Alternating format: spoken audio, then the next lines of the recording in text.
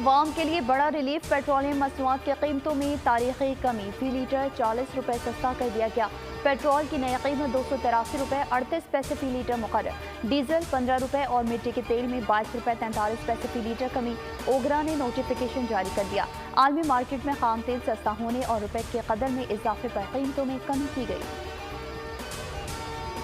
سی pack پر اہم پیش رفت کا امکان، نگراں وزیر اعظم انوار الحق کاکڑ آج چین روانہ ہوں گے، 17 اور 18 اکتوبر کو بیجنگ میں مصروف دن گزاریں گے۔ انوار الحق کاکڑ کی روس کے صدر ولادیمیر پوٹن سے ملاقات متوقع، چین کے صدر شی جن پنگ، سری لنکا کے صدر اور چینی وزیر اعظم سے بھی ملاقات ہوگی۔ چینی صدر کی وزیر اعظم کو دعوت کی وجہ بیلٹ اینڈ روڈ انیشیٹو کی کامیابی میں پاکستان کی کلیدی اہمیت ہے۔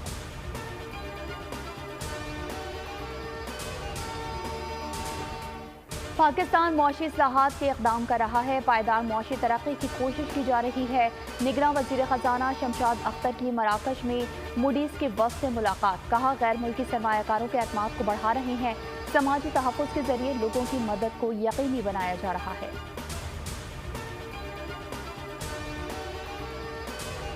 غزہ میں اسرائیل نے درندگی کی انتہا کر دی، 10ویں روز بھی غزہ پر بمباری شہر ملبے کے ڈھیر میں تبدیل، فلسطینی شہداء کی تعداد 2600 سے زائد ہو گئی، 10,000 کے قریب فلسطینی زخمی، جنوبی سرحد کی طرف جانے والے قافلے پر حملہ، لاکھوں تباہ حال فلسطینی محفوظ پناہ کی تلاش میں دربدر، اسرائیل نے غزہ کے قریب گولان کی پہاڑیوں پر لاکھوں فوجی، ٹینکس اور توپیں پہنچا دیں، غزہ میں نظام صحت ختم ہونے کے قریب ہے، 50,000 حاملہ خواتین کے لیے اذیتناک صورتحال، صہیونی فورسز کے حملوں میں 724 معصوم فلسطینی بچے بھی شہید ہوئے۔ حماس کا آپریشن طوفان الاقصی، 1300 سے زائد اسرائیلی جہنم واصل، 3000 سے زائد زخمی ہوئے، اسرائیل کی 265 فوجیوں کی ہلاکت کی تصدیق، کہا یرغمال بنائے جانے والے 126 اسرائیلیوں کو غزہ میں رکھا گیا۔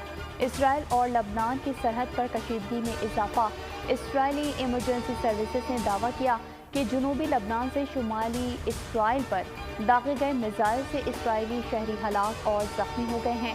حزب اللہ کا کہنا ہے کہ یہ جوابی حملہ ہے، اسرائیل نے غزہ چھوڑ کر جانے والوں کے لیے محفوظ راستہ کھول دیا۔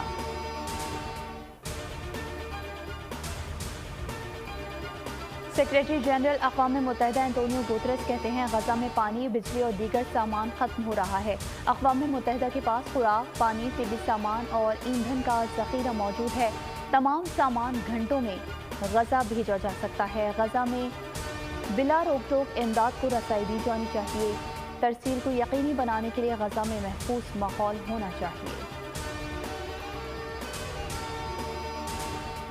پاکستانیوں کا مظلوم فلسطینیوں کے حق میں احتجاج، لاہور، پشاور، کوئٹہ سمیت ملک بھر میں اظہار یکجہتی، شہر قائد میں ریلی نکالی گئی، شرکا نے اسرائیلی جارحیت کے خلاف نعرے لگائے، پشاور میں مظاہرین نے مسلم ممالک سے فلسطینیوں کے لیے آواز اٹھانے کا مطالبہ کر دیا، جڑاوالا، کرک، پتوکی، لنڈی کوتل سمیت پنجاب کے دیگر شہروں میں بھی احتجاج ہوا، کراچی میں جماعت اسلامی کا بھی فلسطین مارچ، سراج الحق نے خطاب میں کہا اہل فلسطین حق پر ہیں، فلسطینیوں نے پیغام دیا اسرائیل ناقابل تسخیر نہیں، 16 سال سے غزہ کا محاصرہ ہے، روز بمباری ہوتی ہے، فلسطینیوں نے مجبور ہو کر اسرائیل پر حملہ کیا۔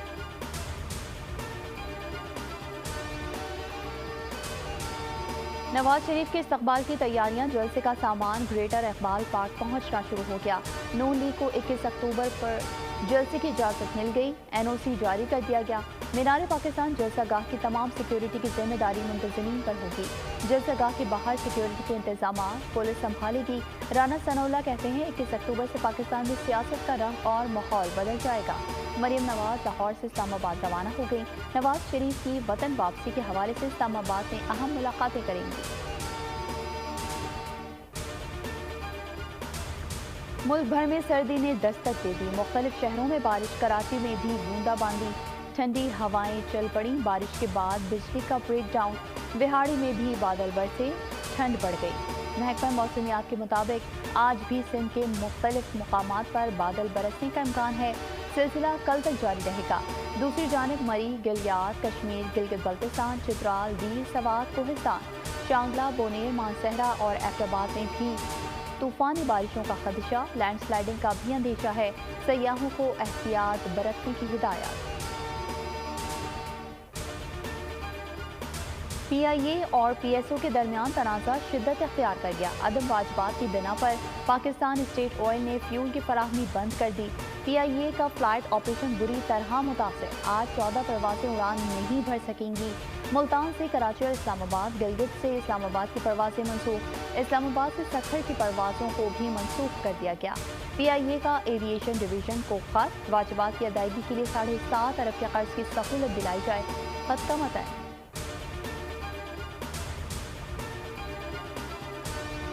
वतन के मुहाफिजों का वतन दुश्मनों पर वार। भारतीय ईमा पर पाकिस्तान में बदअमनी फैलाने वाले अंजाम को पहुंचे।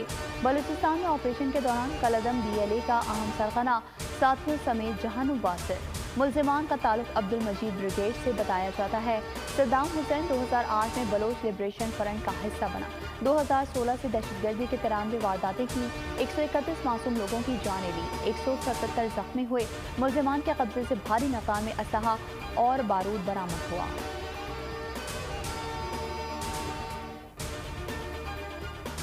वर्ल्ड कप में पहला अपसेट, अफगानिस्तान ने दिफाई चैंपियन को हरा दिया। अफगान टीम ने पहले खेलते हुए 284 रन बनाए। रहमानुल्लाह ने 80 और इकराम अली ने 58 रन बनाए। जवाब में इंग्लिश टीम 215 रन बना सकी। अफगान बॉलर मुजीबुर रहमान 3 और मोहम्मद नबी ने 2 शिकार किए। इवेंट के 14वें मैच में आज ऑस्ट्रेलिया और श्रीलंका आमने सामने होंगे। मैच लखनऊ के स्टेडियम में पाकिस्तानी वक्त के मुताबिक दोपहर 1:30 बजे शुरू होगा।